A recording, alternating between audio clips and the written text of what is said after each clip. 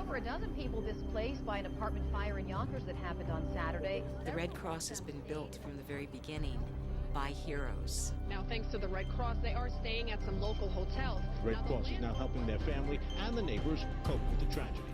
When our volunteers go down to New Orleans to deal with Katrina, they are hailed by the victims as heroes. We opened up a shelter last night. We provided food then. When our volunteers go to floods in Mamaroneck and fires throughout the county, they are heroes to the people who need the help and the services at that time. The Red Cross was on the scene both Saturday. And we're going to cut back to that a little later because there's a lot more. You saw some of those images. I mean, you know, flooding and fires and so forth. And those were all images of Westchester County. You know, we like to say that the Red Cross at some point will touch everybody's lives in Westchester County through hopefully not having to go to disasters, but working with people who have been victims of disasters and transitioning them into becoming survivors, training people in life-saving skills and preparedness messages. It's just so important that we continue to have the resources that we need to deliver the services that we can do for the residents of Westchester County. So since you got in, you know, everybody takes a position, and, you know, you don't want to change the whole thing locally, but you say, all right, where can my skills fit in here? What can I do different? What are some of the areas that you're focusing on now? Because, you know, these kinds of groups and their priorities change over the years because needs change. Mm-hmm. When you came in and what you're doing now, what are some of the things that you really, like a motto of what you're doing right now? Well, I think the first thing, and there had been a lot of transition at the Westchester chapter of the American Red Cross, and so I wanted to bring some stability into place. I wanted to create relationships that needed to be made, repair some relationships that needed to be repaired, and then again, as I said earlier, develop strong lines of communication with not just the other non-for-profits, but our elected officials in all branches of government, our business community that we need to, and rely on so much to do, representatives from schools throughout the county, really beginning to let them know what kind of role hopefully the Red Cross can have for their constituents or their employees or their students. And I think we've started that. The second was, again, obviously we need to raise money. We need to raise money. Our way of raising money for the Red Cross is through donations, both major gifts, private donations, corporations, foundations, and through our products and services, our health and safety classes. Do you have a local fundraiser on, or does everything go through? I mean, do you have someone on staff that is actually does? We have a financial development office. Obviously, as the CEO, one of my main responsibilities, though, is to really go out there and get the money and raise it and let people understand, again, that the money is going to help the victims of disasters here in Westchester County, and to give us the resources so that we can train people in first aid and CPR. The second is really was, again, to increase our level of performance and raise our level of performance. One of the things that I hope whenever I do leave the Red Cross here in Westchester County, and I don't plan on leaving for some time, is that we have a presence in every town, every village, and every city in Westchester County. Not just by showing up for disasters, but really working with organizations to get them trained in health and safety courses, better prepared so that they are prepared if a disaster hits, getting more volunteers from those communities to be part of the Red Cross. And after we take a break, we're going to go into some real specifics on how people could be prepared. But going into that, do you feel that you're able to get there? Like, I mean, is the organization in place enough and the system in place enough where an emergency happens that you're there quick on site, boom? We have a system that's placed up where we're available 24/7.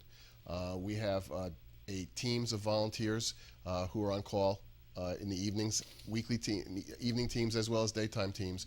We have a phone system that if a municipality calls a number, it goes directly to our coordinator that's on call at night, and then we dispatch our volunteers out there.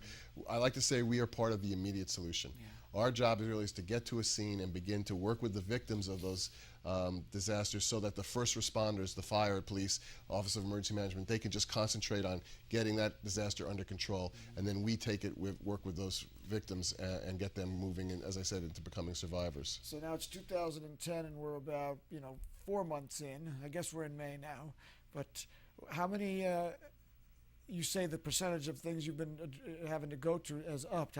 What's the percentage? So we go on a fiscal year. Our fiscal year starts July 1st. Okay, you're like the school fiscal year. So we have, as of as of today, we have responded to 78 disasters in Westchester County. And how many people? Probably thousands. Yeah, when you think about the numbers, and most of these are what we call the silent disasters. Yeah. I mean, everybody has no sees and reads about Haiti or Katrina. The disasters that we respond to, the home fires, it might be on the news for a few seconds that night or the next morning. It might be in the newspaper that next day, but then it's off the papers, out of the camera. Or months. Exactly, and so we're continuing to work with those families and in those individuals, again, to get them on the road to recovery, to make sure that they have what they need to move forward. And that's our biggest challenge, too, is to let people understand that we're there working with those folks as long as it need be. We're going to take a break, and when we get back, we're going to talk a lot more with John Ravitz about some of the work of the Westchester County Red Cross, some of the work they're doing in Haiti and Katrina Ann right here in Westchester County, and they work with a lot of groups throughout the whole Hudson Valley region. Also going to give you some practical tips to be prepared. You never know when it's going to happen. You have these tips in place, can make it much easier. Stay right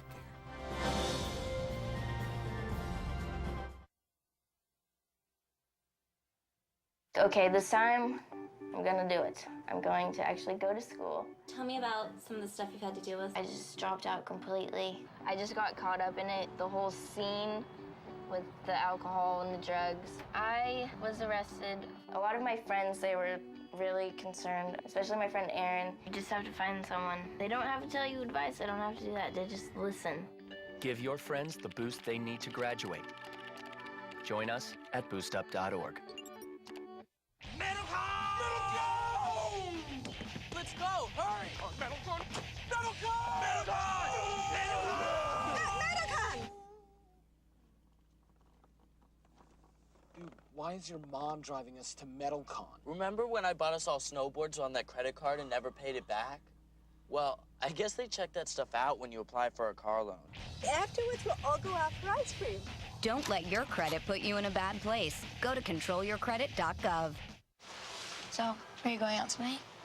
I can't. My parents say I have to be home right after work. That's so gay. Totally gay. Ugh, that is so Emma and Julia. Why are you saying that's so Emma and Julia? Well, you know, when something is dumb or stupid, you say that's so Emma and Julia. Who says that? Everyone. Imagine if who you are were used as an insult. When you say that's so gay, do you realize what you say? Knock it off. My name's Brandon. I'm 9 years old, being alcoholic. Hi, Brandon. I'll start drinking with the older kids. And whatever they do, I'll do. Kids who drink before age 15 are 5 times more likely to have alcohol problems when they're adults. So start talking before they start drinking. I know it'll start with alcohol. I'm just not sure how it's gonna end. Saturday and Sunday, trying to meet as many needs as possible. They are sacrificing themselves, they are sacrificing their time, they're sacrificing their money. They're going beyond the realm of doing what the average person would do to help others. We really don't talk, we just listen, hold their hand. It's an amazingly rewarding experience to be there with people who are so desperately in need and to be able to provide the smile, the comfort, the hug, and basically a level of hope.